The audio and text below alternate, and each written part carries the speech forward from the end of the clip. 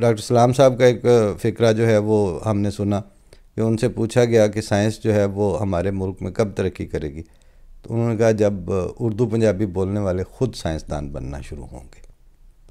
लेकिन हमारे यहाँ ये होता है कि जो मास्टर्स लेवल पे जाता है वो सबसे पहले अपनी ज़ुबान को डिसओन करता है। इस पे यहाँ डॉइचे वेले में सना ज़फ़र साहिबा ने एक अच्छा आर्टिकल लिखा है कल और उसका उन्वान इत्तफ़ाक़ से वो था जो फ़िक्रा हम पिछले 20 साल से बोलते आ रहे थे। तो मैंने जो ही देखा तो उसने स्ट्राइक भी किया, क्लिक भी किया। तो वो था कि खाना फिनिश करके हैंड वॉश कर लो। तो ये वाली ज़ुबान जो है ना वो इस वक्त रिवाज पा रही है और पा चुकी है बल्कि। और उसमें आप अगर खड़े हो के ये कहना चाहें कि ये ज़ुबान नहीं ये, तो वो उनके इल्म और फ़हम की तो बाद में बारी आएगी।